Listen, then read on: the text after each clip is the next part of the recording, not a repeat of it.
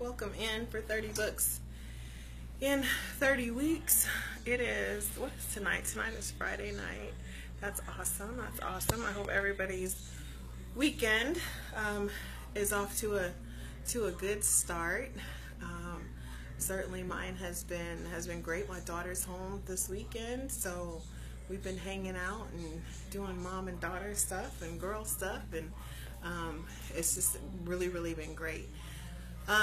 But I didn't want to, I'm on my way out, but I didn't want to miss an opportunity. Hey, Sean. I didn't want to miss an opportunity to drop today's video, in particular because it's Friday night and we're talking about the 5 love languages. Hey, Daryl. And so I wanted to talk to you guys real briefly about the subject of someone to come home to, right?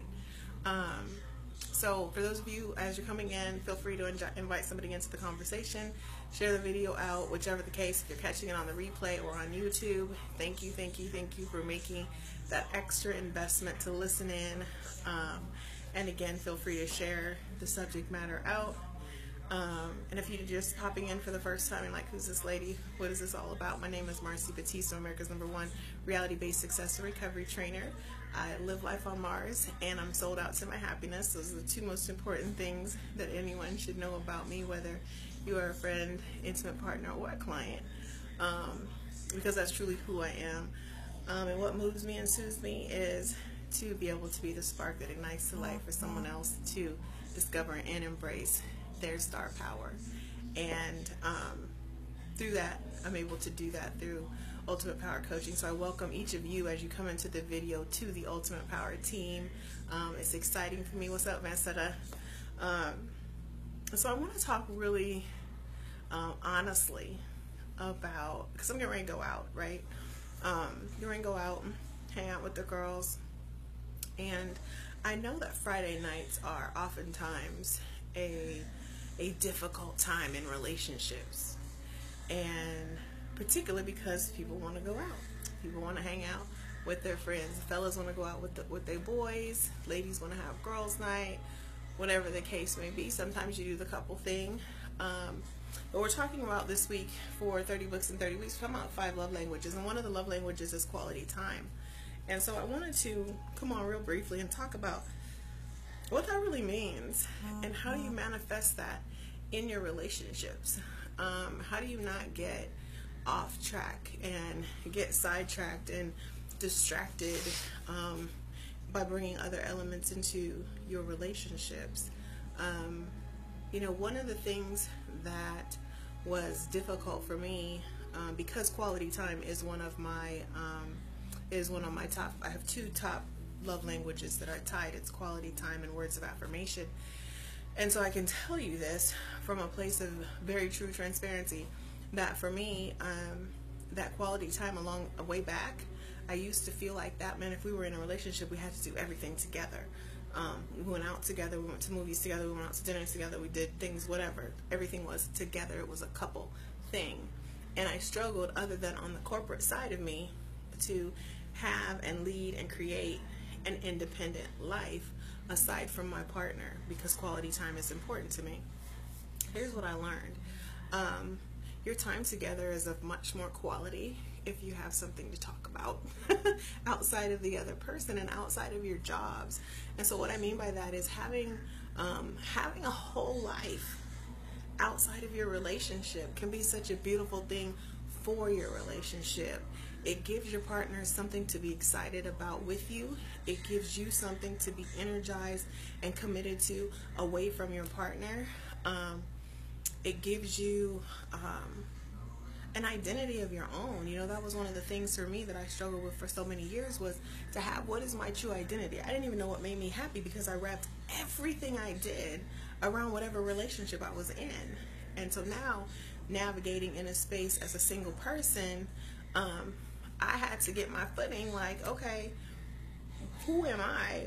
What does this look like for me? How do I navigate? How do I do me? And what does that mean if I get into a relationship? And I had to really change how I thought about me doing me versus me doing me within a relationship.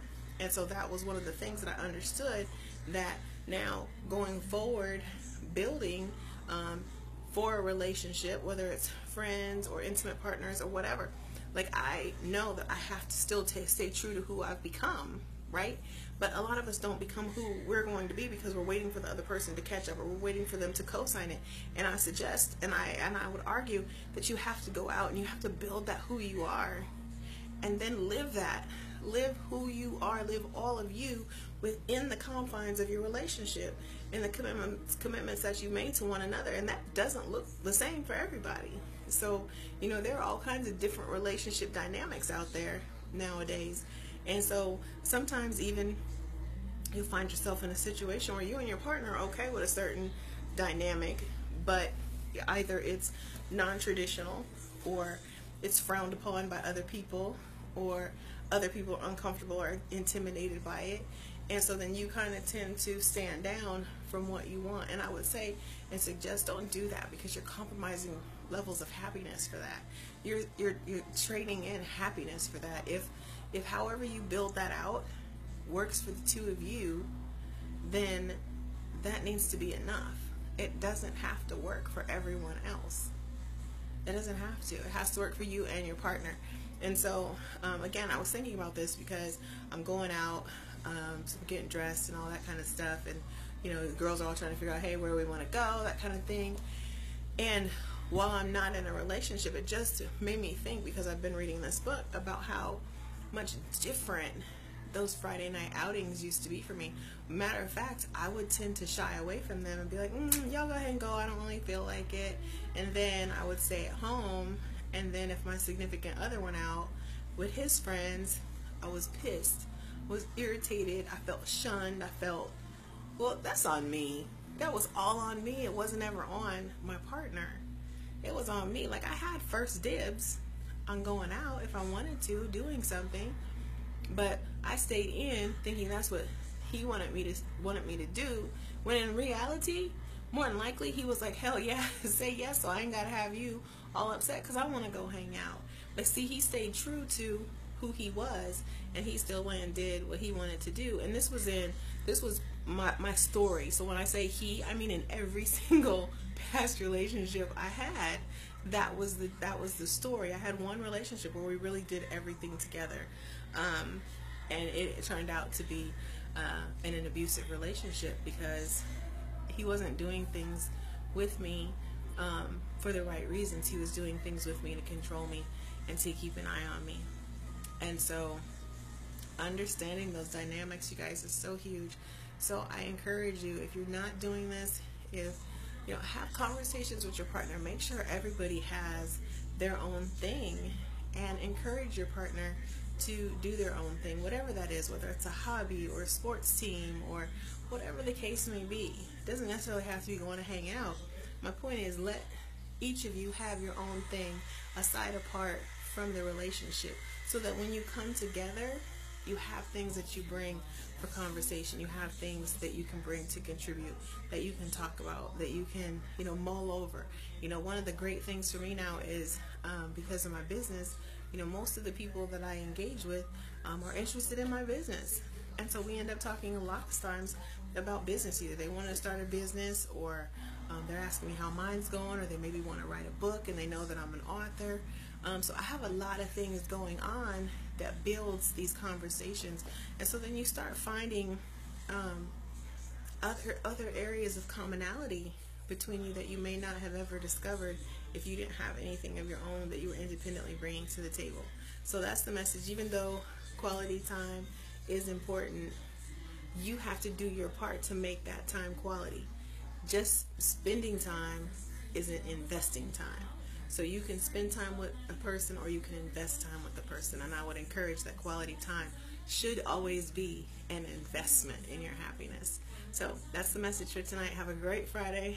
I'm heading out for some umbrella cocktails, I think. All right, you guys, as always, thanks for living life on Mars, and welcome to the Ultimate Power Team. I'm glad you're here.